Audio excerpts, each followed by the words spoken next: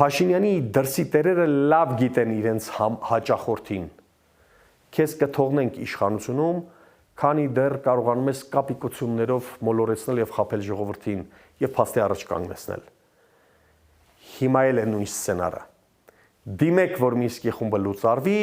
մենք ընթացք կտանք, ճնշում կգործադրենք մյուս պետությունների վրա, որպեսզի համախոհությամբ ընդունվի նման որոշում, որովհետեւ կարևորը Ռուսաստանին դուրս մղելն է այս process-ից, այսինքն Արցախի հարցում Ռուսաստանը ոչ մի իրավական կապվածություն չպետք է ունենա։ Դրանով միանգամից կլուծվի երկու հարց։ Ռեգիոնը կազատվի Արցախի գլխացավանքից։ Հարավային Կովկասում էլ Մոսկվայի կենսական շահերը էականորեն կվնասվեն։ Այստեղ տեղին եմ համարում մեջբերել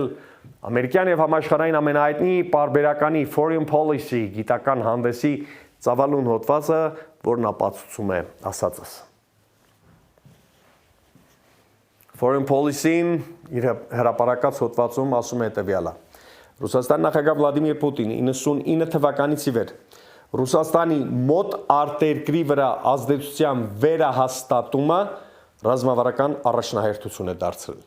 Ռուսաստանի տարածաշրջանային ազդեցությունը հետխորհրդային երկրներում շատ ավելի տոկուն է, քան ակնկալում էին շատ արևմտյան դիտորդներ